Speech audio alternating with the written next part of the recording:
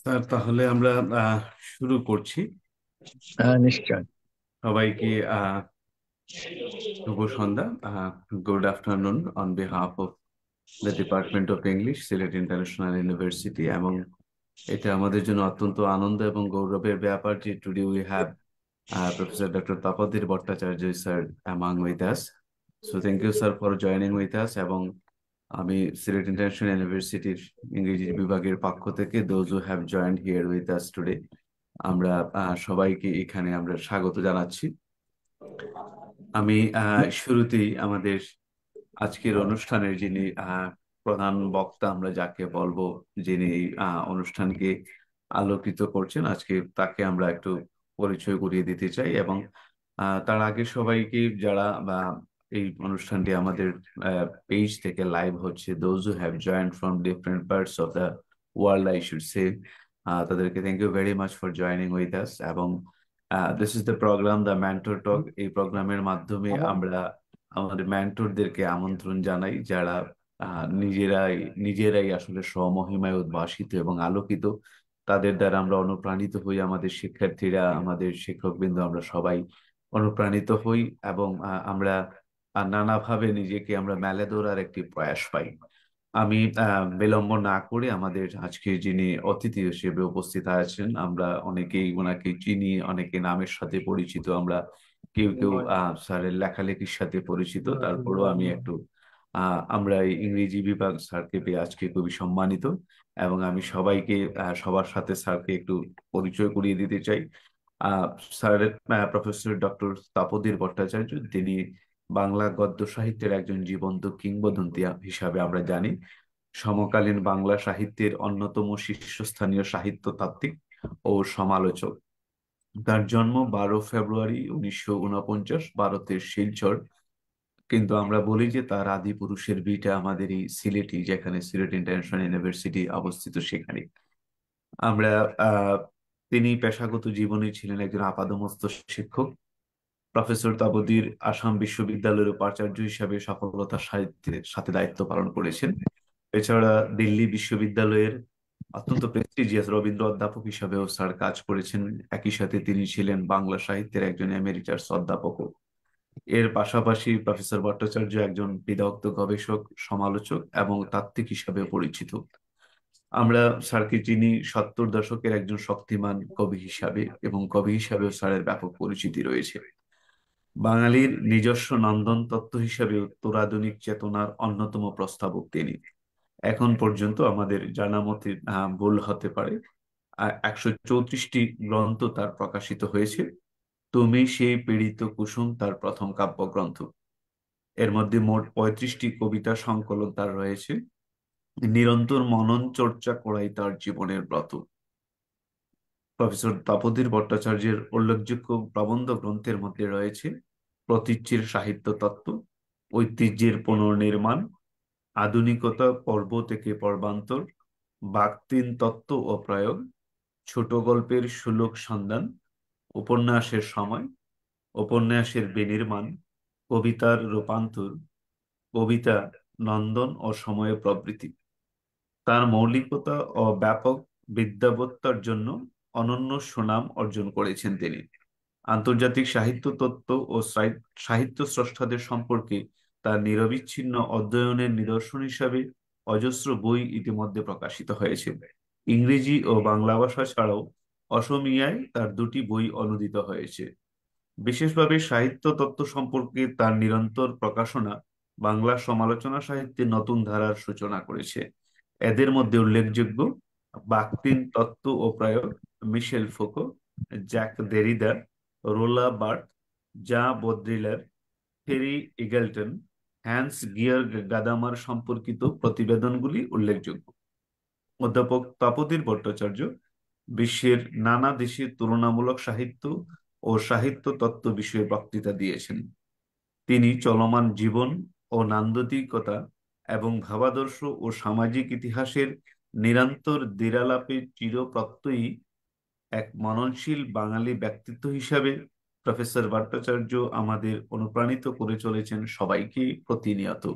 আজ সিলেট ইন্টারন্যাশনাল ইংরেজি ইউনিভার্সিটির ইংরেজি বিভাগ স্যারকে পেয়ে অত্যন্ত সম্মানিত বোধ করছি আমরা। এবং আমরা আশা করছি স্যারের কাছ থেকে আজকে আমাদের সামাজিক জীবনে সৃষ্টিশীলতার যে সৃষ্টিশীল সাহিত্যের যে গুরুত্ব, যে ভূমিকা, সেটির উপর আমরা স্যারের কাছ থেকে জ্ঞান করব, আলোচনা শুনবো। স্যার, অনেক ধন্যবাদ এবং কৃতজ্ঞতা আপনার কাছে।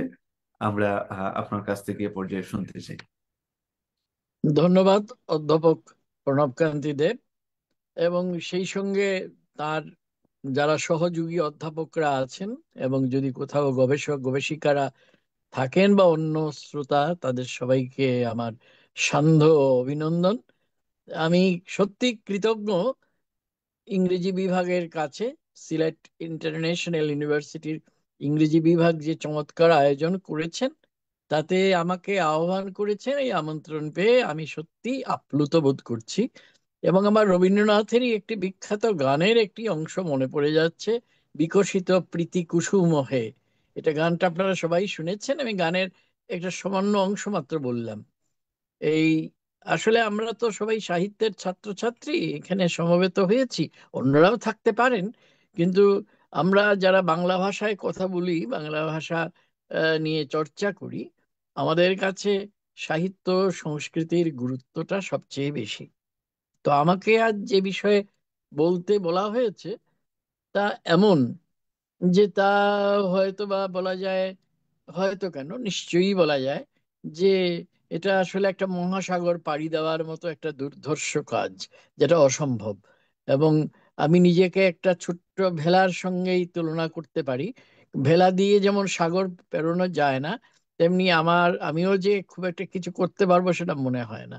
তো আমি একজন সহযাত্রী এই ইংরেজি বিভাগের সঙ্গে। ইংরেজি বিভাগ ছাড়া অন্যান্যরা যারা আছেন, যারা সাহিত্য ভালোবাসেন, সংস্কৃতি ভালোবাসেন, জীবন ভালোবাসেন, তো তাদের কাছে আমরা যে বিষয়টা নিয়ে কথা বলবো, যেটা অধ্যাপক প্রণবকান্তি দেব আমাদের বললেন, যে আমাদের মনে, সবার মনে কিন্তু এই প্রশ্নটা আছে, যে আমরা আজকে দেখতে দেখতে 21 শতকের প্রথম যে এক চতুর্থাংশ, যেটা সেটা আমরা পেরিয়ে যাচ্ছি।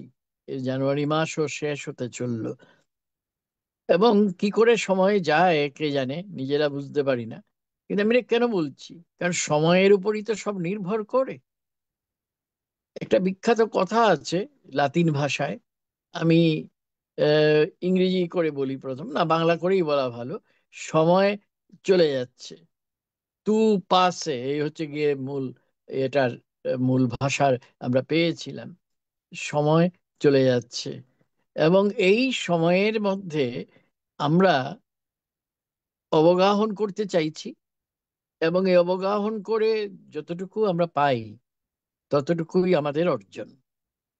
তো আজকে তো আমরা সাহিত্য নিয়ে কথা বলবো, এবং এটা মনে রেখেই আমরা কথা শুরু করছি আজকে, যে যে কথাই বলবো এটা আসলে একটা উপক্রমণিকা ছাড়া এর বেশি কিছু হবে না। আমরা সৃষ্টিশীল সাহিত্যের গুরুত্ব আমাদের সমাজে কি, এটা আমরা একটু বুঝতে চাইছি। তো আজ সমস্যা হচ্ছে এই, যে আমরা এখন চারদিকে যে সময়ের মধ্যে আছি, এই সময়টা, যাকে একটি বিখ্যাত ইংরেজি সাহিত্যের ইংরেজি বিভাগে এসে এটা নিয়ে বেশি বাক বিস্তার না করাই ভালো, the time is out of joint. জানেন আপনারা সবাই যে সেটা শেক্সপিয়ার আমাদের শুনিয়েছেন, যে সত্যি এখন অন্তত এই 2025 সালে আমরা আমাদের চারদিকে যা দেখতে পাচ্ছি, সত্যি the time is out of joint. যে তা সত্ত্বেও আমরা তো জীবনের কাছে দায়বদ্ধ, আর জীবনের কাছে দায়বদ্ধ বলেই আমরা সাহিত্যের কাছে, সংস্কৃতির কাছে যাচ্ছি।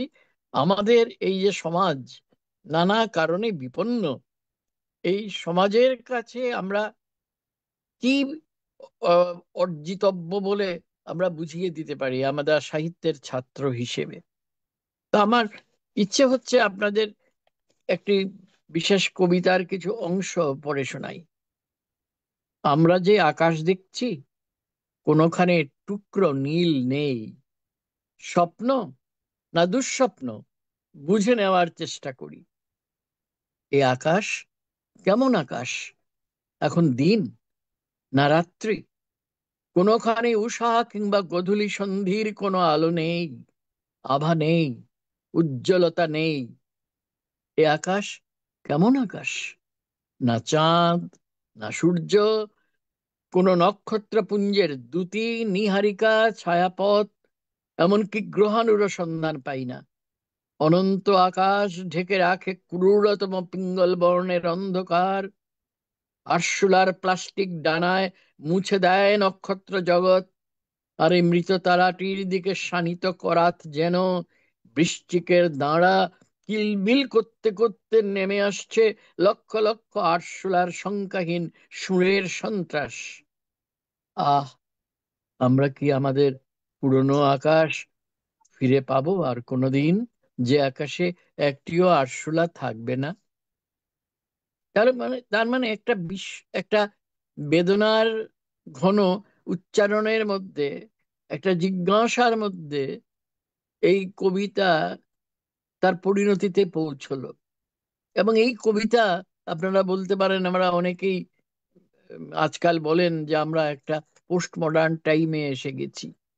পোস্ট মডার্ন টাইম নিয়ে আমি খুব বেশি কথা বলবো না। সত্যি কথা বলতে কি, যদি বলতে চাই তাহলে এটার জন্য একটি আলাদা বক্তৃতার দরকার হবে।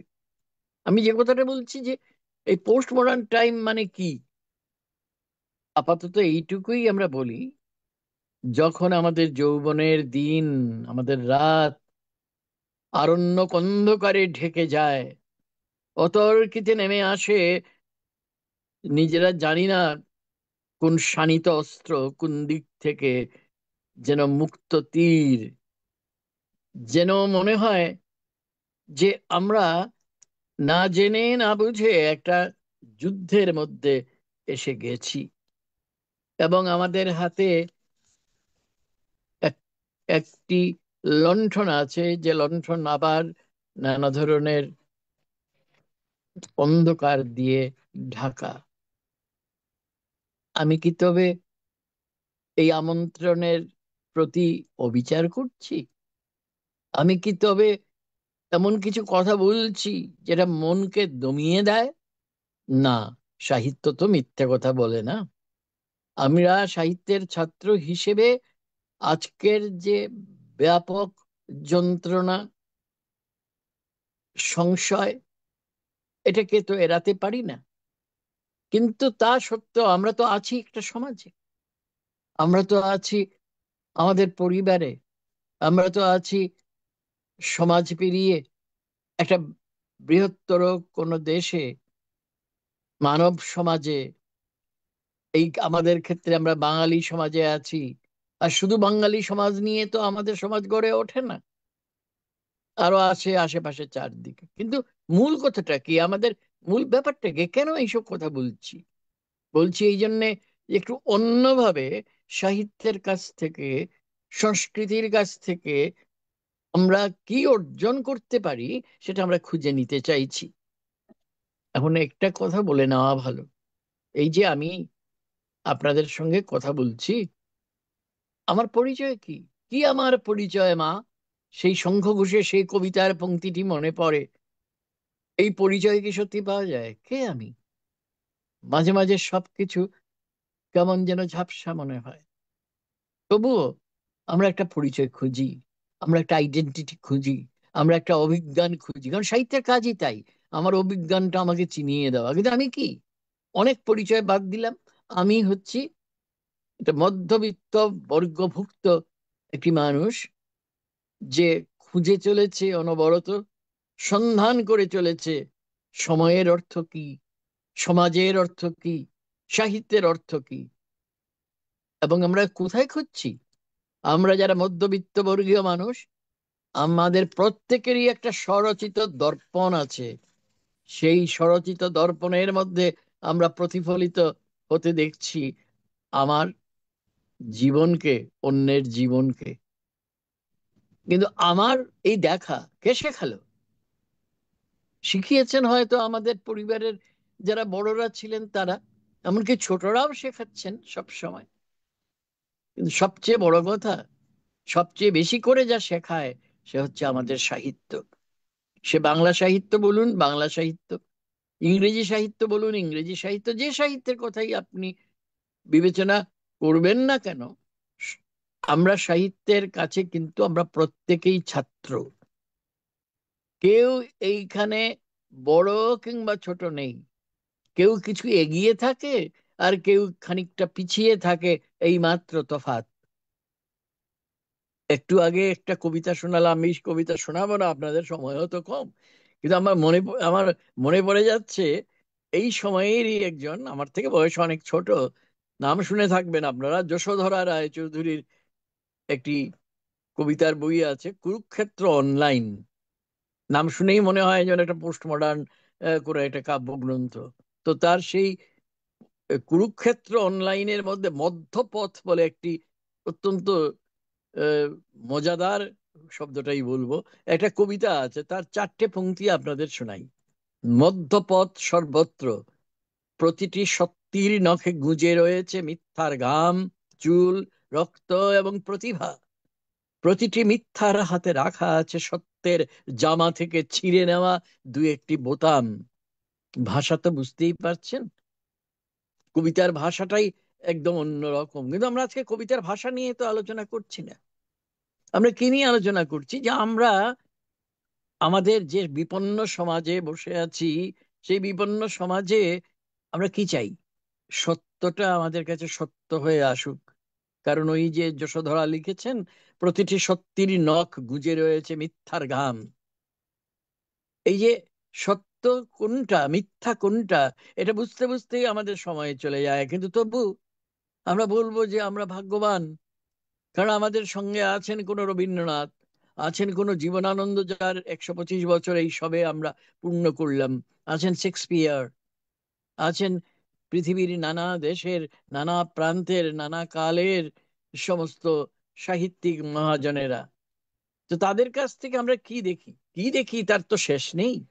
তো আমি আজকের যে সমাজের কথা মাথায় রেখে, আজকের বিপন্ন সময়ের কথা মাথায় রেখে আমি বলবো, আত্মবিভাজনে কণ্টকিত সময়ের স্বর আমরা শুনতে পাই। আত্মবিভাজন, ক্রমাগত আমরা নিজেরা নিজেদের ভেঙে যাচ্ছি, চূর্ণ করে যাচ্ছি। আমরা জানি না, বুঝতেও চাই না যে মধ্যপথ সর্বত্র। আমি বাঙালির কথাই বলি, আমি যেহেতু নিজে একজন অতি অধম বাঙালি।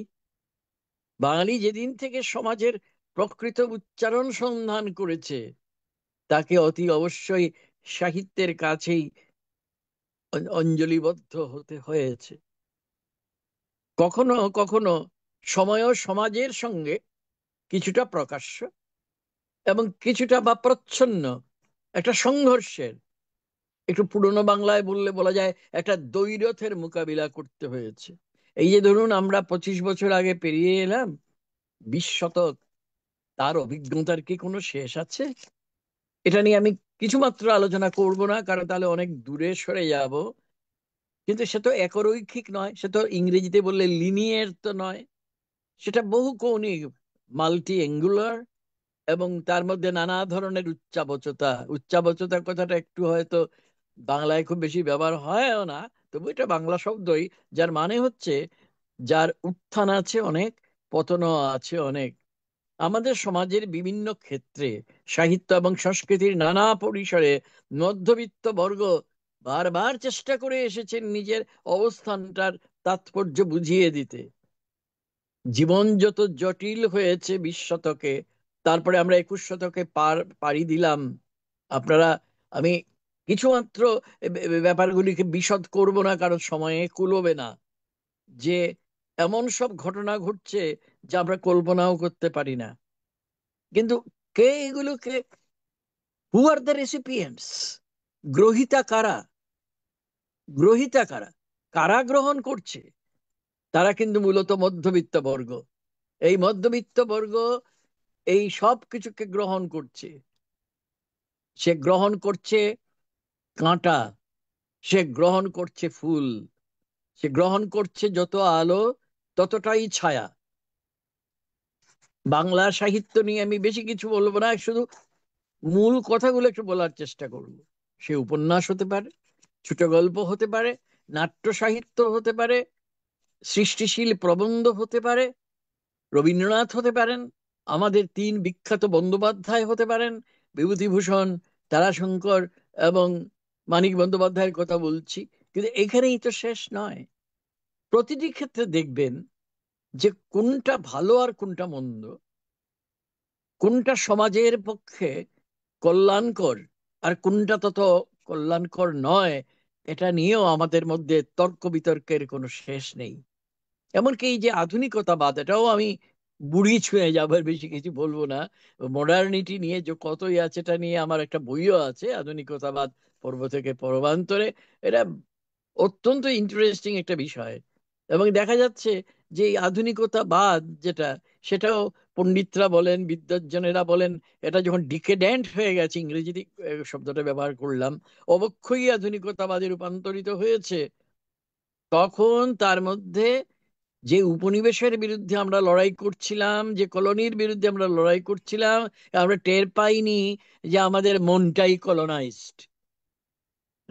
আপনারা সবাই জানেন, নাম শুনেছেন, আপনারা ইংরেজি সাহিত্যের অধ্যাপক অধ্যাপিকারা বেশি আছেন এখানে, গবেষক গবেষিকারা, অন্যদের কথাও বলছি, যে ডিকলোনাইজিং দ্য মাইন্ড বলে যে একটা বিখ্যাত বই আছে, ছোট বই কিন্তু দুর্দান্ত বই, এনগুগির লেখা। জানেন, আফ্রিকার বিখ্যাত সাহিত্যিক এবং প্রাবন্ধিকও বটে। তো তিনি আমাদের এটাই বুঝিয়ে বোঝাতে চেয়েছেন যে দেখো, তুমি যে বর্গের মানুষই হও, মনে রাখবে তোমার মনকে দখল করার জন্য নানা ধরনের প্রতিভাবাদর্শ, ইংরেজি একটু বাংলা বলে মানে আমি এই শব্দটা ব্যবহার করে থাকি। এই কিছুদিন আগে এই কলকাতা বইমেলায় বইটা বেরিয়েছে, সবে বেরোলো, টেরি ইগলটন বলছি, দুঃখিত। এটা হচ্ছে গিয়ে লুই আলথুজের সম্পর্কে আমার নতুন একটা বই বেরোলো। সেইখানে আমি এই কথাগুলো কিছু আলোচনা করেছি, যে ভাবাদর্শকে সবচেয়ে বেশি চ্যালেঞ্জ, প্রত্যাহ্বান জানায় কে? তার ঠিক উল্টোটা, প্রতিভাবাদর্শ। এবং এটা কোথায় রিফ্লেক্টেড হয়? হয় আমার সমাজে। আমার সমাজে আমরা জেনে বা না জেনে যা কিছু করি, যা কিছু হতে দেখি, তার মধ্যে কিন্তু এই লড়াইটা, এই সংঘর্ষটা, এই স্ট্রাগলটা, একদিকে আইডিওলজি আর একদিকে কাউন্টার আইডিওলজি, একদিকে নন্দন বা এস্থেটিক্স, আর একদিকে ঠিক তার উল্টোটা প্রতিনন্দন বলে থাকি আমি। ইংরেজি করে বলতে পারেন কাউন্টার এস্থেটিক্স একটা দারুণ বিতর্কের ধোঁয়ার জাল একটা তৈরি করে, আমাদের সামাজিক চিন্তায় অভিঘাত তৈরি করে, নানা রকম রাজনৈতিক কাণ্ড কারখানা, নানা রকম সাংস্কৃতিক যে প্রশ্ন, যেটা অনেক সময়, সব সময় সাংস্কৃতিক প্রশ্ন হয় না, প্রতি সাংস্কৃতিক প্রশ্ন, নানা রকমের তত্ত্ব, অর্থাৎ সাহিত্য তত্ত্ব, নন্দন তত্ত্ব, aesthetics, theory of aesthetics, theory of literature, এবং ঠিক তার উল্টোটা। কারণ আমরা 21 শতকের একেবারে শুরুর দিকে আমরা দেখতে পেলাম একটা নতুন জিনিস এলো, যারা বলছেন যে অনেক বাপু তত্ত্ব তত্ত্ব করেছো, এবার মনে রেখো তত্ত্বেরও দিন শেষ। তাহলে ওরা কি বলছেন? এন্টি থিওরির প্রসঙ্গ এসে গেছে, আমরা তাহলে দাঁড়াবো কোথায়? এগুলো কারা? আমি আবার বলছি, আবারও বলছি আমি, যে কারা এটার পরে ফলে সবচেয়ে বেশি বিহ্বল হয়ে যাচ্ছে? আমার আপনার মতন মধ্যবিত্ত বর্গ। কারণ এই যে একটু আগে বলেছি, তারাই তো আসল রেসিপিয়েন্ট। এবং চান বা না চান, আপনার সমাজকে শ্রেণী দ্বন্দ্বহীন একটা ভালো একটা স্বর্গ কিংবা আহ, ইয়েতে বেহেশতে রূপান্তরিত করবেন, তা তো হয় না। কারণ প্রতি মুহূর্তেই সংঘর্ষ চলছে। এই সংঘর্ষের মধ্য দিয়ে আমরা বারবার আমরা মুখোমুখি হচ্ছি কেবল প্রশ্নের নয়, প্রতিপ্রশ্নেরও। প্রতিপ্রশ্ন মানে কাউন্টার কোয়েশ্চেন। যেমন ইন্টারোগেশন হচ্ছে, আমরা নিজেরাই নিজেদের ইন্টারোগেট করছি, প্রশ্ন করছি, তেমনি ঠিক তার উল্টোটাও ঘটছে, কাউন্টার ইন্টারোগেশন। এই প্রশ্ন এবং প্রতিপ্রশ্নের আবর্তের মধ্য দিয়ে কি তৈরি হচ্ছে? ইংরেজি সাহিত্যের ছাত্রছাত্রী মাত্রই জানেন, ইন্টারটেক্সটের আলোচনাটা খুব বেশি হয়। আমি বাংলায় এটা আমি ব্যবহার করে থাকি, আমি বলে থাকি অন্তর্বয়ন। এই অন্তর্বয়ন সত্ত্বেও আমরা তাহলে খুঁজবোটা কি? কারণ আমাদের তো পৌঁছতে হবে সেই সমাজে, যে সমাজের মধ্যে আমরা একটু আনন্দের বার্তা পৌঁছে দিতে চাই। তখন আমাদের মনে রাখতে হবে যে আমাদের খুঁজতে হবে ডায়ালগ। মিখাইলোভিচ বাখতিন আমাদের শিখিয়েছেন ডায়ালগ ইজ এভরিহোয়ার, শুধু খুঁজে নেওয়ার অপেক্ষা। দিরালাপ বলি আমি এটাকে, ডায়ালগ, এটা সংলাপ বললে ভুল হবে। এটা যদি থিওরিটিক্যালি ধরতে হয়, এটাকে, এই শব্দটা আমিই ব্যবহার করেছি প্রথম। দিরালাপ সর্বত্র রয়েছে। দিরালাপ রয়েছে আমার নিজের মধ্যে, ধীরলাভ রয়েছে প্রণব কান্তি দেবের নিজের মধ্যে, অন্য যারা শ্রোতা আছেন তাদের মধ্যে। কিন্তু সেই ধীরালাপটাকে নিজে নিজে বুঝতে হবে। যদি আমি না বুঝি, তাহলে আমার সাহিত্য বুঝাও সম্পূর্ণ হবে না, এবং আমার সমাজকে বুঝাও সম্পূর্ণ হবে না। কারণ আমরা তো সমাজ বহির্ভূত নই, আমরা সমাজের মধ্যে ফিরে যাব। সাহিত্য থেকে পাওয়া যে অমৃত এবং খানিকটা বিষও হয়তো, বিষামৃত দুটোই, বিষ শুধু নয় অমৃত, কারণ দ্বিরালাপ তো ওইখানেও। অমৃত শুধু একা থাকে না, তার সঙ্গে বিষও থাকে। এবং বিষ এবং অমৃতের এই যে সংযোগ এবং অসংযোগ, কানেকটিভিটি এবং নন কানেকটিভিটি দুটোই সত্য। কানেকটিভিটি যেমন সত্য, সংযোগ যেমন সত্য, তার অসংযোগ, নন কানেকটিভিটিটাও সময় সমানভাবেই সত্য। মনে রাখতে হবে এটার মধ্যে সূত্রধার হচ্ছে সময়। তাহলে আমরা শুরুতেও সেই সময়ের কথাই বলেছিলাম। সময় কি? সময় একই সঙ্গে দাহ্য এবং দাহক, অর্থাৎ তা হচ্ছে সেই জিনিস যা পুড়িয়ে দেয়, আবার যাকে পুড়ানো হলো সেটাও সময়। সময় একই সঙ্গে আগুন, সময় একই সঙ্গে ছাই। কবিতায় বলুন, উপন্যাসে বলুন, ছোট গল্পে বলুন, কিংবা মুক্ত গদ্যে বলুন, এই একটা বিচিত্র আন্তঃসম্পর্ক, একটা একটা ইমপ্লিসিট রিলেশনশিপের উপলব্ধিটাই আমাদের পৌঁছে দেয় সময়ের কাছে। এই সময়ই সমাজকে নির্মাণ করছে, এই সময়ই আবার সমাজকে বিনির্মাণও করছে, অর্থাৎ ডিকনস্ট্রাক্ট করছে। এই ডিকনস্ট্রাকশন কথাটা খুব ইম্পর্টেন্ট, যেটা জাক দেরিদা আমাদের দিয়েছিলেন 60-এর দশকের শেষ দিকে, 70-এর দশকের গোড়ায়। এবং এটা এখন পৃথিবীর সর্বত্র সবাইকেই মেনে চলতে হয়, এই বিনির্মাণ বা ডিকনস্ট্রাকশন। কে করবে এই ডিকনস্ট্রাকশন? আমি করব, আপনি করবেন, আমরা করব, আপনারা করবেন। আমরা যদি নানা ধরনের মহা বিপর্যয়ের মুখোমুখিও হই, আমাদের সমাজ যদি, আমাদের সময়ে যদি আমাদের মহা বিপর্যয়ের মুখোমুখিও করে, আমি একদিকে তাকাবো যেমন সাহিত্যের দিকে, তাকাবো নন্দন এবং প্রতিনন্দনের সংঘর্ষের দিকে, তাকাবো ভাবাদর্শ এবং প্রতিভাবাদর্শ, ইডিওলজি এন্ড কাউন্টার ইডিওলজির সংঘর্ষের দিকে। তেমনি আমরা আজকাল একটা নতুন ঝামেলা শুরু হয়েছে, যে এটা আপনারা জানেন, নতুন কথা বলছি না, আমি শুধু একটু বাংলা করে বলবো, যে ইতিহাস থেকে আমরা ইতিহাসোত্তর পরিস্থিতি, পোস্ট হিস্টোরিক্যাল সিচুয়েশনে চলে যাচ্ছি। এই কথাটা আপনারা জানেন নিশ্চয়। আপনাদের পোস্ট হিস্টোরিক্যাল সিচুয়েশনে চলে যাচ্ছে, এটাকে আমি ঝামেলার মধ্যে যাব না, এটা অন্য আলোচনার জন্য থাকলো। সেই সঙ্গে আমি আরেকটি কথাও বলবো, আজকাল এটাও খুব চলে, পোস্ট হিউম্যানিজম। বাবা, আমরা এতদিন শুনেছি যে সব কিছুর জন্যেই মানুষের নির্যাস খুঁজে পাওয়াটাই হচ্ছে আসল। জীবনানন্দ আমাদের শিখিয়ে গেছেন যে মানুষ মরে যায়, একজন সিঙ্গুলার সেলফ হয়তো এক্সটিংশন হয়ে যেতে পারে, কিন্তু মানব বেঁচে থাকে, কিন্তু মানব প্রজাতির তো মৃত্যু নেই। তাহলে আজকাল এই কথাটা কি হচ্ছে? এই কথাটা নিয়ে আলোচনা করছেন এখনো যারা জীবিত। তবে দুজনের নাম করব, বেশি করতে পারবো না। একজন হচ্ছেন ইতালির আগামবেন, আর আরেকজন হচ্ছেন গিয়ে এই আহ, বলতে পারেন ওই মধ্য ইউরোপের স্লেভ হয় জিজেক। এই জিজেককে নিয়ে ওনার ঝামেলা আছে, আমি ঝামেলার মধ্যে ঢুকবো না। তাদের আলোচনা কেন দরকার? কারণ আজকাল যে পোস্ট হিউম্যানিজমের কথা বলা হচ্ছে, যেটাকে কিছুদিন আগে আমি এটা নিয়ে একটু লিখলাম একজনের জন্য, যে একটা মানবোত্তর পরিস্থিতি। তাহলে এটা কি? মানুষই যদি না থাকলো, মানুষের না থাকার কথা হচ্ছে না, কথা হচ্ছে হিউম্যান এসেন্স নিয়ে। হিউম্যান এসেন্সটা যদি কোয়েশ্চেন্ড হয়, মানুষের নির্যাস যদি কোয়েশ্চেন্ড হয়, সাহিত্য থাকবে কি থাকবে না এটা প্রশ্ন না।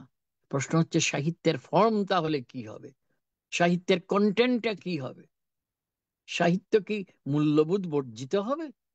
অর্থাৎ মূল্যবোধ যখন বললাম, ভ্যালু সিস্টেম, তার উল্টোটাও তো সত্যি আজকাল। প্রতিমূল্যবোধ, যেটা একটু আগে যেমন আমি বললাম প্রতিভাবাদর্শ, যেমন বললাম প্রতিনন্দন, ঠিক তেমনি প্রতি সংস্কৃতি, তেমনি একটা প্রতিমূল্যবোধের আবর্তে আমরা পড়ে গেছি। তার মানে কি? তার মানে আমি, এটা খুব সহজ করে বলা খুব সহজ নয়, তবু আমি এইভাবে বলছি যে সত্য এবং মিথ্যা এই দুটো যেমন আছে, এটা তো আমরা সবাই জানি। কিন্তু আজকাল বেশ কিছু বছর ধরেই আমরা দেখতে পাচ্ছি আর একটা জিনিস আছে আছে যেটাকে আমি বাংলা করে বলছি, আমি এটা ব্যবহার করে থাকি শব্দটা আমার লেখায়, সত্যভ্রম, ইলিউশন অফ রিয়েলিটি। যতক্ষণ ইলিউশন আছে ততক্ষণই এটা সত্য। যদি ইলিউশনটাকে কেউ ডিকনস্ট্রাক্ট করতে পারে তাহলে হয়তো সে মিথ্যায় পৌঁছতেও পারে, কিন্তু কেউ গ্যারান্টি দিয়ে বলতে পারে না, নিশ্চিত করে বলতে পারে না যে তুমি যে সমাজটাকে দেখছো, তুমি যে সাহিত্যটাকে দেখছো, সেটার মধ্যে তুমি, তোমার অবস্থানটা ঠিক কোথায়, সত্য, সত্যে, না মিথ্যায়, না ঠিক মাঝামাঝি একটা জায়গায়, একটা ত্রিশঙ্কুর অবস্থানে আমরা এই 2025 সালে কি, অনেক আগে থেকেই আমরা কি পৌঁছে যাইনি? যা কল্পনাও করতে পারি না কিছুদিন আগেও, তা যখন অবলীলায় ঘটতে থাকে তখন মানুষ বিহ্বল হয়ে যায়, তার একটা উত্তর খুঁজে। মানুষের নিয়মই এটা, উত্তর খুঁজবে। উত্তর খুঁজবে কোথায়? এ তো পলিটিক্যাল থিওরিস্টের, আমি তাদের প্রতি কোনো আমার ইয়ে নেই, তাদের খুব শ্রদ্ধা করি, কিন্তু শুধুমাত্র রাজনৈতিক তত্ত্বের মধ্যে খুঁজলে তো হবে না, শুধুমাত্র অর্থনৈতিক বিভঙ্গের মধ্যে খুঁজলে তো হবে না। আপনাকে দেখতে হবে, যেহেতু আমরা সাহিত্যের ছাত্র, আমরা সাহিত্যের আয়না দিয়ে সব দেখছি। সাহিত্যের আয়না দিয়ে আমরা দর্শন দেখি, সাহিত্যের আয়না দিয়ে আমরা সমাজতত্ত্ব দেখি, সাহিত্যের আয়না দিয়ে আমরা ইতিহাস তত্ত্ব যেমন দেখি, তেমনি ওই যেটাকে বলছে না ইতিহাস, নেগেটিভিটির, সেটাও আমরা দেখি, কিন্তু সাহিত্যের আয়না দিয়ে দেখি। এই সাহিত্যের আয়না দিয়ে দেখে আজকাল যারা লিখছেন তাদের ভূমিকাটা আসলে কি, তাদের অবস্থানটা কি খুব স্পষ্ট আজকে নিজের কাছে? যদি অস্পষ্ট হয় তাদের অবস্থান, তাহলে আমরা এতদিন ধরে, এইবার আমি একটা গুলমেলের কথা বলছি, সময়ও নেই আমি জানি খুব বেশি, তবু একটু গুলমেলের কথা না বলেই নয়। সেটা হচ্ছে, আমরা সাহিত্যকে যেভাবে পাঠ করি, আমি সেই জায়গায় আসছি। সাহিত্য আমরা যখন পড়ি, বিশেষ করে আমরা যারা একটু শ্রেণীকক্ষে গিয়ে অধ্যাপনা করি, ছাত্রছাত্রীদের সঙ্গে, গবেষক গবেষিকাদের সঙ্গে আলাপ করি, তাদের বুঝাতে চেষ্টা করি, কিসের ভিত্তিতে বুঝাতে চেষ্টা করি? আমার তো একটা, আমাদের প্রত্যেকেরই তো একটা ভিত্তি আছে। লক্ষ্য করছেন কি যে সময়ের এই সুনামিতে আসলে এই ভিত্তিটা নড়বড়ে হয়ে গেছে? তাহলে আপনি এখন কোথায় কোথায় খুঁজে বের করবেন কোথায় আছেন আইএ রিচার্ডস? আপনি শেক্সপিয়ারের ট্র্যাজেডি খুঁজতে গেলে জি উইলসন নাইটের কাছে যে যাবেন, তাকে পাবেন কোথায়? তিনি তো নেই পৃথিবীতে, কিন্তু তার চিন্তা ভাবনা রয়ে গেছে। সমস্যা হচ্ছে তার চিন্তা ভাবনা দিয়ে আপনি আজকের এই যে ওই যে আমার মনে হচ্ছে এটা বিখ্যাত কথা, ইংরেজি সাহিত্যের লোকেদের কাছে এটা বেশি বলার দরকার নেই, this is not the best of times, this is not the worst of times, কিংবা this is the best of times, this is the worst of times. আপনারা জানেন যে এটা আমাদের মধ্যে নানা ধরনের চিন্তার আবর্ত তৈরি করে, কিন্তু এটা আমাদের উপর একটা বড় দায় এসে গেছে যে এতদিন ধরে আমরা যেভাবে দেখছিলাম তাকে সবাই আমরা শিরোধার্য করব, তাদের আমরা মাথায় রাখবো, তাদের না মাথায় রাখলে আমরা আমাদের মনন বিশ্বকে তৈরি করতে পারবো না। আর মনন বিশ্ব তো হাওয়ায় থাকে না, আকাশে থাকে না, মনন বিশ্ব থাকে সমাজের মধ্যে, এটাই তার ভিত্তি। কিন্তু এই ভিত্তিটাকে ভিত্তি বলে চিনবেন কি করে? আপনি আগে যেভাবে মনে করুন, যে জিনিসটাকে যেভাবে বুঝতেন, আজকে কি সেভাবে বুঝতে পারেন? আমাদের বাংলা সাহিত্যে এবং ইংরেজি সাহিত্যে এবং অন্য যারা সাহিত্যের ছাত্রছাত্রী আছেন, তারা জানেন যে এটাই আজকে আমাদের সবচেয়ে বড় সমস্যা দাঁড়িয়ে গেছে। সেটা কি? একটু আগে যে বললাম, সত্য এবং সত্য আছে, মিথ্যাও আছে, কিন্তু একটা তৃতীয় ব্যাপার দাঁড়িয়ে গেছে গত বেশ কিছুদিন থেকে, সত্যভ্রম, যেটা না সত্য না মিথ্যা। এবং এইখানে আমাদের বিহ্বলতাটা বড় বেশি। এই কারণে যে আমরা আমাদের কাছে যে মার্কেট বালা আমাদের কাছে যে চাহিদা আছে, আমাদের কাছে যে যে পদ্ধতি আছে, সেই পদ্ধতিটা সম্পর্কেই তো নিজের মনে প্রশ্ন যাচ্ছে যে সময়ের চাহিদা যখন বদলে যায়, তাহলে কি পদ্ধতির চাহিদাও পাল্টাবে না? আমাদের সাহিত্য জিজ্ঞাসার নতুন নতুন সংরূপ যখন তৈরি হয়, তাহলে সাহিত্যের উদ্দেশ্য তো মনকে জাগানো। আসল কথা হচ্ছে মনকে জাগানো। মন যদি মরে যায়, তাহলে সেই সাহিত্যকে জাগাবে কে?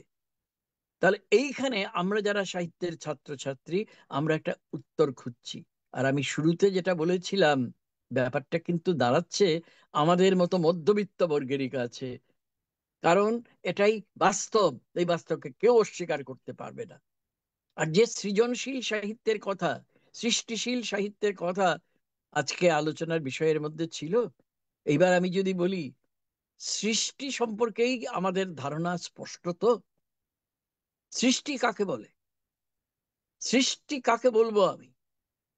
যা নতুন পথ প্রতিটি মুহূর্তে আমাদের দেখায়, এবং পথের সঙ্গে সঙ্গে আমাদের পাথেয়র খোঁজও দেয়। কারণ পথকে চিনলেই তো হবে না, গন্তব্যটাকেও চিনতে হবে নিশ্চয়। কিন্তু শুধুমাত্র গন্তব্যকে চিনলেও হবে না, এই পথটা পাড়ি দিতে গেলে আমাদের কাছে কোন পাথেয় প্রয়োজন, সেটাও তো বুঝতে হবে। এটা একটা যুগলবন্দির ব্যাপার। সেতার সারেঙ্গির যুগলবন্দির মতো সৃষ্টি ও মননের যুগলবন্দি, পথ ও পাথেয়র যুগলবন্দি, পথ ও গন্তব্যের যুগলবন্দি। এবং সহজ করে বললে, আমাদের বিষয় এবং বিষয়ী, আমাদের অন্তর্বস্তু এবং প্রকরণ, আমাদের কন্টেন্ট এবং আমাদের ফর্ম, সর্বত্র আমরা একটা দ্বিরালাপের ব্যাপার দেখতে পাই। এই ডায়লগ যদি না থাকে, তাহলে সাহিত্য কোনোদিনই সমাজের কাছে উঠে আসা প্রশ্নগুলির নিরসন করতে পারবে না। চেষ্টা করবে হয়তো, কিন্তু সেই চেষ্টা থেকে যাবে অসম্পূর্ণ, ত্রুটিপূর্ণ। এবং এই বিষয়টা তো আমরা চাই না। আমরা চাই একটা মুখরতা। মৌন হয়ে থাকলে তো হবে না। আমরা সাহিত্য যখন পড়ব, আমরা প্রত্যেকে মৌন থাকবো বটে। সমাজে যখন ফিরে যাব, আমাদের মৌনতাটা একটা মুখরতায় পরিণত হবে। এবং এই মুখরতার মধ্যেই মানুষ নিজেকে বোধহয় সবচেয়ে ভালো চেনে। অন্য কোনোভাবে তেমন ভাবে চেনা যায় না। এটা আমি কিন্তু কোনো আগে থেকে তৈরি করা কোনো বিধিবিধানের কথা বলছি না। আমি একটু আগে বলছিলাম যে এতদিন ধরে আমরা যে পদ্ধতিটা মেনে মান্যতা দিয়ে আমরা সাহিত্যের কারসাজির বিচার করেছি, সেইটে একটা প্রশ্ন জাগছে মনে। সেইটা কি আজকের এই 2025 সালে নানা ধরনের জটিলতার আবর্তের মধ্যে গিয়ে খুব একটা আমাদের সাহায্য করতে পারে? যদি না পারে, তাহলে কে দেবে আমাদের পথের সন্ধান? সেটা আমরাই আমাদের দেব। তার সাহিত্যের পাঠক যে, সে একদিক দিয়ে আপনারা জানেন, ইংরেজি সাহিত্যের ছাত্র হিসেবে রিডার্স রেসপন্স ক্রিটিসিজম, এটা খুবই একটা গুরুত্বপূর্ণ জিনিস, যেটাতে আমরা কোনো কোনো ক্ষেত্রে লেখক যিনি লিখেছেন তার থেকেও পাঠককে বেশি গুরুত্ব দিয়ে থাকি। কেননা পাঠক যেভাবে ভাববেন, সেইভাবেই লেখকের রচনা, লেখকের বয়ান সম্পূর্ণতা পাবে। তার এবং এই ব্যাপারে অসহিষ্ণু হলে চলবে না। মনে করুন, লেখকের মধ্যে যদি কোনো দখলদারি মনোভাব থাকে, এক ধরনের আধিপত্যবাদী মনোভাব থাকে, যে আমি যা বলেছি বাপু, এটাই শেষ কথা, তুমি পাঠক তুমি আমার দেখানো পথ দিয়ে চলো, সেটা কোনো লেখক হয়তো ভাবতেই পারেন। কিন্তু আমার ধারণা এটা একটা অসম্পূর্ণ আত্মবোধ। অসম্পূর্ণ আত্মবোধ দিয়ে কেউ কিছু কিন্তু শিখতে পারে না।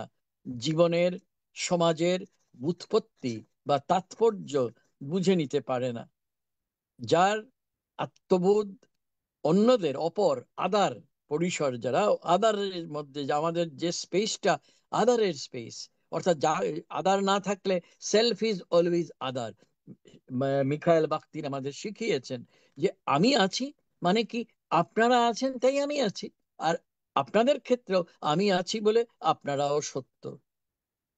এই দ্বিরালাপ ছাড়া, এই পারস্পরিক সম্পর্কের গ্রন্থনা ছাড়া কোনো আত্মবোধই সম্পূর্ণ হতে পারে না, কোনো উপলব্ধি তার লক্ষ্যে পৌঁছাতে পারে না।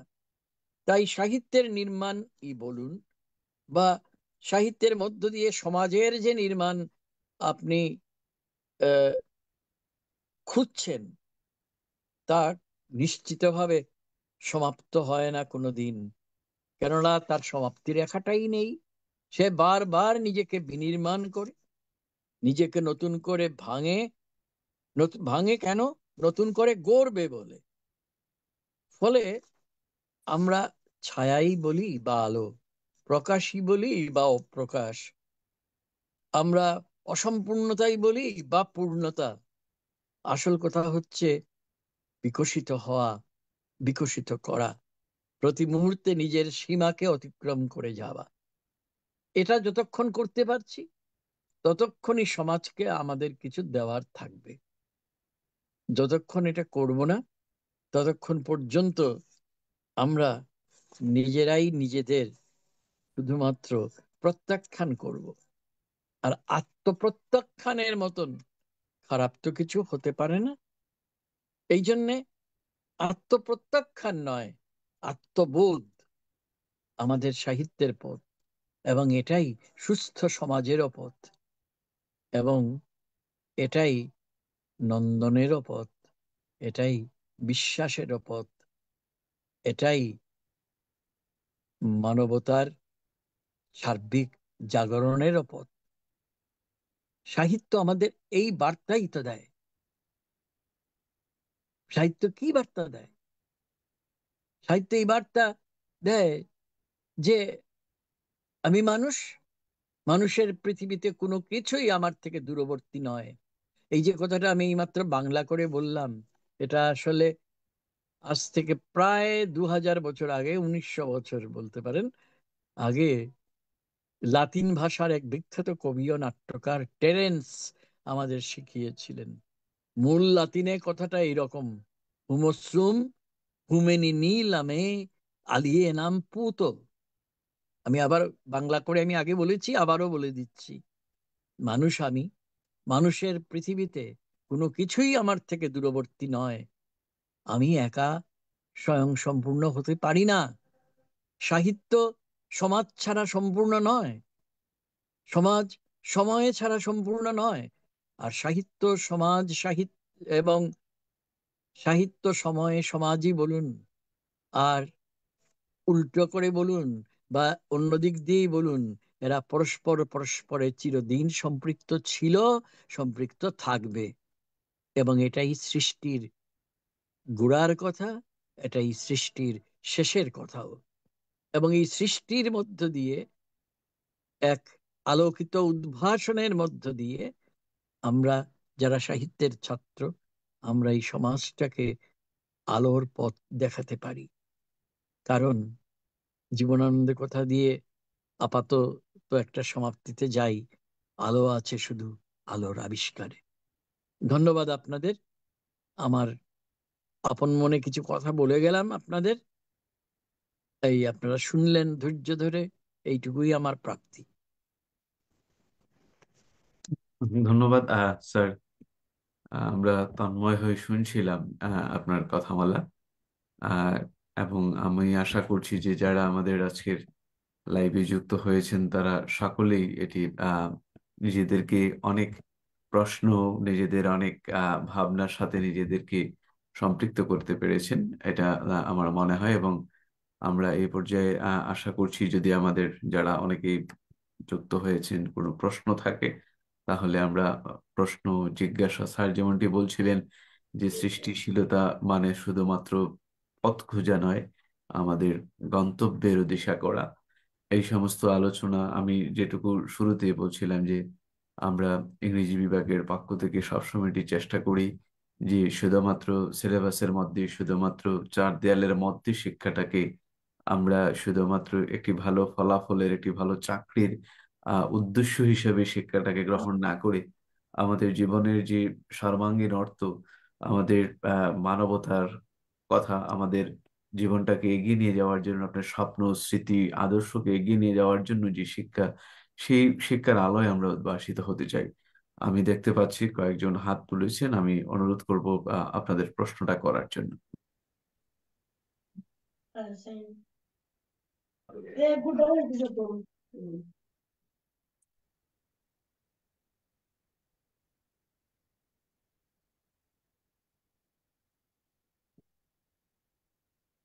আপনাদের জাকারিয়া, আপনার কি কোনো প্রশ্ন আছে কিনা? না, আমরা দেখতে পাচ্ছি আপনি হাত তুলেছেন।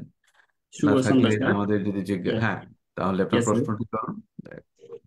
স্যার, শুরুতে ধন্যবাদ জানাচ্ছি স্যার আমাদেরকে সুযোগ করে দেওয়ার জন্য এবং কিছু বলার সুযোগ করে দেওয়ার জন্য। স্যার, আমার কোয়েশ্চেন হচ্ছে স্যার, আমি প্রথমেই কোয়েশ্চেনে চলে যাচ্ছি।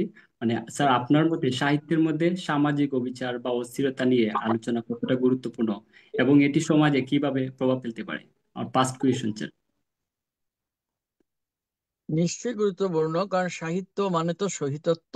রবীন্দ্রনাথ আমাদের জানিয়েছেন, এবং রবীন্দ্রনাথ বলার জন্য নয়, এটাই হচ্ছে গিয়ে তার নির্যাস, একেবারে যাকে বলে সারমর্ম। সুতরাং যে অস্থিরতা প্রতিটি যুগেই দেখা যায়, কোনো যুগে বেশি, কোনো যুগে কম, এবং তার চরিত্রটা আলাদা। কিন্তু কেন এই অস্থিরতা হচ্ছে, কেন অনিশ্চয়তা দেখা দিচ্ছে, কেন আমাদের পথ হারিয়ে যাচ্ছে অতলে, অন্ধকারে, কুয়াশায়, এর একটা জবাব তো আমাদের কাছে থাকতে হবে। আমরা আসলে প্রত্যেকে জিজ্ঞাসু, আমরা প্রত্যেকেই কিন্তু মনের ভেতরে নানা প্রশ্ন নিয়ে বসে আছি, মূলত জীবনের কাছে। আর যেহেতু আমরা জীবনের প্রতিনিধি হিসেবে সাহিত্যকে ধরি, এবং এই সাহিত্যের কাছেও আমরা কিন্তু ওই প্রশ্নটারই উত্তর খুঁজি, যে এত অনিশ্চয়তা, এত অস্থিরতা, এটা কেন, কেন ঘটছে? দেখুন, এটা এটা নানাভাবে আলোচনা হয়। আমরা যেহেতু এটা সাহিত্যের সঙ্গে সংশ্লিষ্ট, সেই জন্য আমরা সাহিত্যের মধ্যে আমরা অজস্র দেখব, পৃথিবীর নানা দেশে নানা কালে এটার একটা উত্তর খোঁজার চেষ্টা হয়েছে। এবং কে কোন জায়গায় আছেন তার উপরই নির্ভর করে যে তার অস্থিরতার সূত্রটা কোথায়, তিনি অস্থিরতার মীমাংসা কিভাবে চাইছেন। এই কিভাবে চাইছেন, এই কথাটাও কিন্তু ভীষণ গুরুত্বপূর্ণ। তো সাহিত্য তো কতকগুলো কি করবে, পৃথিবীর বিভিন্ন দেশে আমরা বাংলা ভাষা নিয়ে কথা বলছি, বাংলা সাহিত্য নিয়ে কথা বলছি, হয়তো ইংরেজি নিয়েও কথা বলতে পারতাম, কিন্তু তাহলে এটা এমন একটা বিশাল বিষয় ব্যাপার হতো যে, কিংবা আমরা যারা ওই আমরা ইংরেজি অনুবাদে কিংবা কোনো কোনো ক্ষেত্রে বাংলা অনুবাদে অন্য দেশের সাহিত্য পড়ি যখন, তখন দেখা যায় যে নানা ধরনের টার্মোয়েলের মধ্যে ব্যক্তি পড়ে যায়, নানা ধরনের, যে সে কোথাও তার সমাধান খুঁজে পায় না। যেমন ধরুন, আমার মনে পড়ে যাচ্ছে ডস্টয়েভস্কির ক্রাইম এন্ড পানিশমেন্টের কথা। সেখানে একটা যে ভয়ঙ্কর টার্মোয়েল, সেটার চরিত্র এক ধরনের। আবার টলস্টয়ের যে রেজারেকশন, আরেকটি পৃথিবী বিখ্যাত উপন্যাস, সেইখানে আপনারা দেখবেন টার্মোয়েল আছে, কিন্তু সেই টার্মোয়েলের থেকে তৈরি হচ্ছে তার ইমিডিয়েট সারাউন্ডিং, তার আশেপাশে যে তার যে তার যে পরিসর, তার যে স্পেস, সেইখানে নানা ধরনের সংকট তৈরি হচ্ছে। সে যেন নিজেকে ঠিক বুঝে উঠতে পারছে না, তার সঙ্গে অন্যান্যরা যারা আছে আশেপাশে, তার সম্পর্কটা কি, সম্পর্কটা কিভাবে হওয়া উচিত, এরকম নানা প্রশ্ন জাগে। তো এই প্রশ্নের উত্তর প্রত্যেকেই নিজের মতো করে নেবে।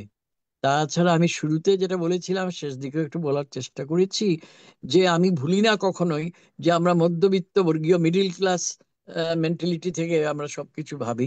এই জন্যে আমি আমার বর্গে থেকে, আমার ক্লাসে থেকে আমি যেভাবে দেখতে পারি, সেইভাবেই কিন্তু সমাধানটা খুঁজবো।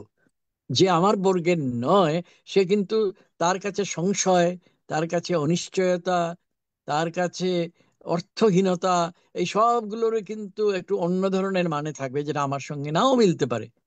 না মিলুক, তাতে ক্ষতি কি? আমরা প্রত্যেকে প্রত্যেকের মতো করে উত্তর খুঁজবো।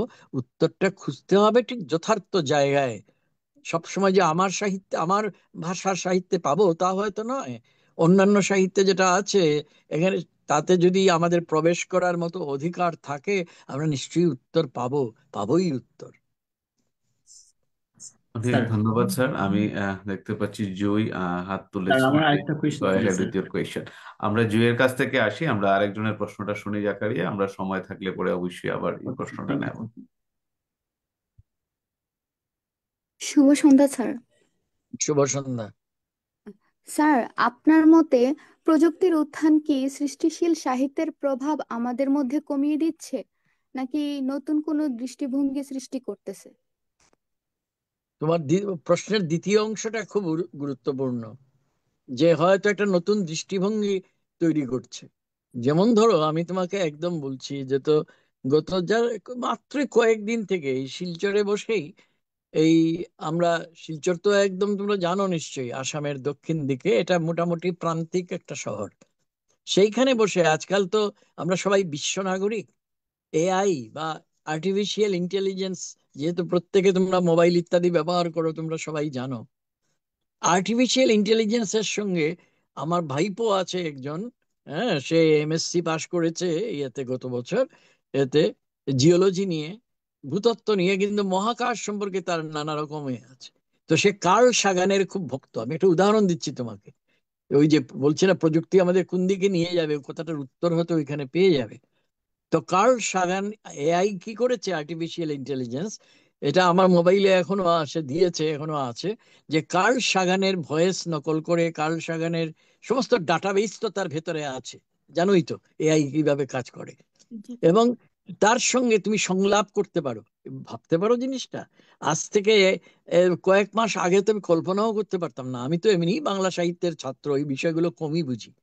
কিন্তু একটা জিনিস বুঝি, ওই আমি সময়ের কথা বলছিলাম না, সময়টা হচ্ছে গিয়ে এমন একটা অদ্ভুত জিনিস, যার একটা সুড়ঙ্গের মতো, তার ওই দিকটাও খোলা আর এই দিকটাও খোলা।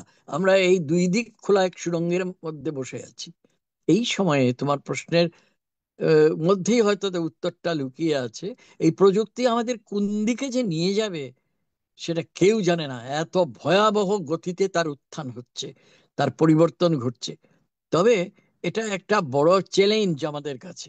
কারণ সাহিত্য বলতে আমরা যা বুঝতাম, সাহিত্যের ভালো মন্দ বলে যা বুঝতাম, এমনকি দর্শনের দিক দিয়ে যদি দেখো, দর্শনের দিক দিয়ে আরেকটা প্রশ্ন যেটা আমি আনিনি, এখন তোমার সঙ্গে কথা বলতে বলতে আমার মাথায় আসছে, যে কোনটা উচিত আর কোনটা অনুচিত, কোনটা এথিক্যাল এবং কোনটা আনএথিক্যাল, এই প্রশ্নগুলো নিয়ে শুধু দর্শন ভাবে তা না, সাহিত্য তো ভাববেই তো। সাহিত্যের মধ্যে তো আর দর্শন আছে, ছবি আছে। তো সেই জন্য হয়েছে কি, যে আমরা এমন একটা গোলমেলের সময়ে দাঁড়িয়ে গেছি, আমরা ঠিক জানি না আমরা কোন পথে যাব। আগামী দিনগুলো, তোমরা আমার চেয়ে বয়সে অনেক ছোট, হ্যাঁ, তো তোমরা নিশ্চয়ই আরো অনেক ধরনের পসিবিলিটি, সংকট শুধু আমি বলবো না, পসিবিলিটি, অনেক সম্ভাবনার মুখোমুখি দাঁড়িয়ে আছো। আমরা এমন একটা পাঁচমোহানা, বুঝো তো, পাঁচ দিকে যার রাস্তা খোলা, পাঁচমোহানার মোড়ে দাঁড়িয়ে আছি। কোন দিকে যাবে যে পথ, কেউ জানে না। কোন দিকে যে পথ, কেউ জানে কোন দিকে যে পথ। এটা আমারই কবিতার দুটো পংক্তি, অনেক বছর আগে লেখা, আমার মনে পড়ে গেল, তোমাকে শুনিয়ে দিলাম। আসলে আমরা এখন একটা ওপেন এন্ডেড জায়গায়, এই কথাটা ইংরেজি সাহিত্যের ছাত্রছাত্রী এবং অধ্যাপকরা খুব ব্যবহার করেন।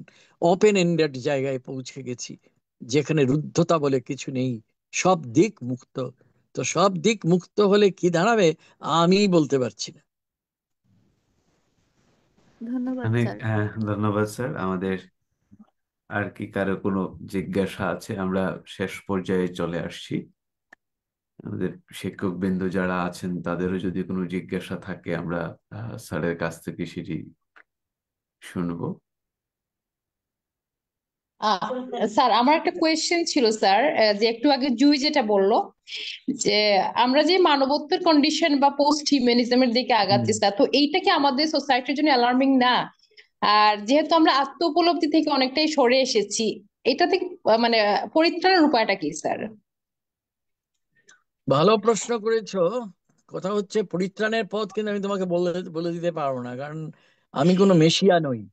হ্যাঁ, আমি সামান্য একজন জিজ্ঞাসু, সাহিত্যের একজন ছাত্র। হ্যাঁ স্যার। তবে হ্যাঁ, তোমার প্রশ্নের প্রথম অংশটা যেটা, যে হ্যাঁ, নিশ্চয়ই আমরা আমাদের মধ্যে একটা বিহ্বলতা কাজ করছে, কারণ প্রতি মুহূর্তে পাল্টে যাচ্ছে আমাদের, ওই ইংরেজিতে যে বলে গিভেন সিচুয়েশন, আমি বাংলায় বলি যথাপ্রাপ্ত পরিস্থিতি। এটা প্রতি মুহূর্তে পাল্টে যাচ্ছে এবং এত দ্রুত গতিতে পাল্টাচ্ছে, এই গতির সঙ্গে তাল মিলিয়ে চলা আমাদের পক্ষে কঠিন হয়ে পড়ছে। এবং হ্যাঁ স্যার। এটা শুধু এইভাবে বললে তো হলো না, এর সঙ্গে এটাও তো মাথায় রাখতে হবে, আমি গতির সঙ্গে তাল মিলিয়ে যদি না চলতে পারি, তাহলে কি কি জিনিস ঘটবে বলো তো?